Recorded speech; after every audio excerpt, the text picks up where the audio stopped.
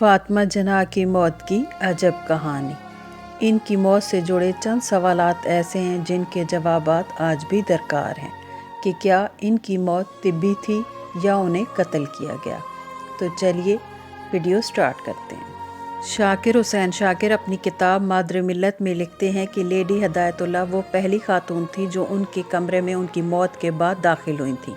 इनके पीछे पीछे फातिमा जनाह की भांजी भी थी। जब वो दोनों कमरे में दाखिल हुई तो उन्होंने क्या देखा। ड्रेसिंग रूम का दरवाज़ा खुला था जिसे मोहतरमा हमेशा बंद करके सोती थी, और जो दरवाज़ा गैलरी में खुलता था वो भी ओपन था। नंबर 2, नूरुल सबा बेगम कहती हैं कि जब अयूब खान का ज़माना बीता तो मैं दोबारा लेडी हिदायतुल्लाह से मिलने गई और मैंने उनसे एक सवाल पूछा कि अब तो अयूब खान का ज़माना गुजर चुका है, अब आप बआसानी मेरी रहनुमाई कर सकती हैं। क्या वाकई मोहतरमा के गले पर या जिस्म पर कोई निशानात थे? तो तब बेगम हिदायतुल्लाह ने हाँ में सर हिलाया था कि हाँ थे। नंबर 3, 3 गुसाल ख़वातीन फातिमा सैयद, फातिमा कासिम और बाई बच्चू के मुताबिक फातिमा जनाह के जिस्म पर कुछ नीले धब्बे थे। इनके लिबास पर खून के छींटे मौजूद थे और इनके जिस्म पर एक गहरा ज़ख्म था और गर्दन के करीब भी एक ज़ख्म मौजूद था।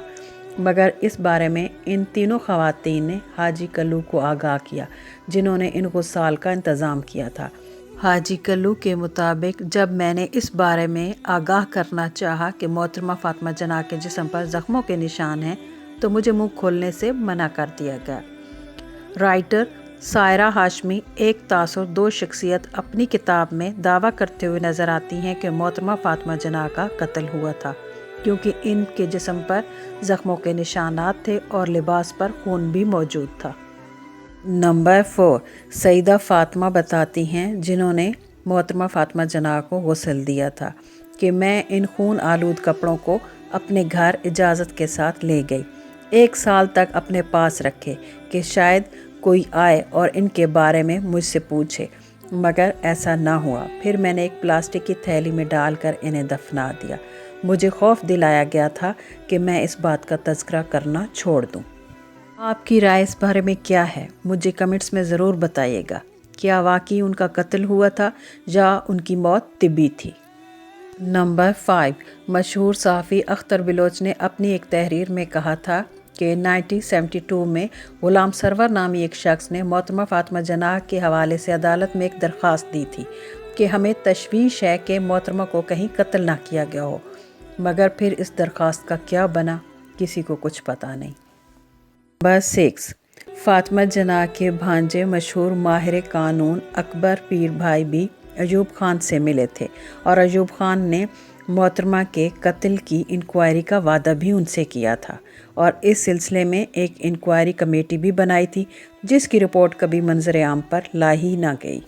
नंबर 7, 2003 में अटारनी जनरल शरीफुद्दीन पीरजादा ने वज़ीर आज़म मीर ज़फ़रुल्लाह जमाली से मुतालबा भी किया था कि मोहतरमा फातिमा जनाह के कत्ल के सिलसिले में काजी फजलुल्लाह के निगरानी में जो इंक्वायरी कमेटी ने एक रिपोर्ट मुरतब की थी उसे तो अब मंजर आम पर आ जाना चाहिए। नंबर 8, मोहतरमा फातिमा जनाह का बाकायदा पोस्टमार्टम न कराया जा सका। कर्नल जाफिर ने हार्ट अटैक का एक सर्टिफिकेट जारी कर दिया। बावजूद इसके गुसाल ने ज़ख्मों और नीले दागों का जिक्र भी उनसे किया था, मगर इन्होंने इस ख्याल को रद्द कर दिया। शहाब नामे में दर्ज था कि अवाम ने फातिमा जनाह के जनाजे में शिरकत की और दौरान शिरकत अयूब खान मुर्दाबाद के नारे लगाए थे।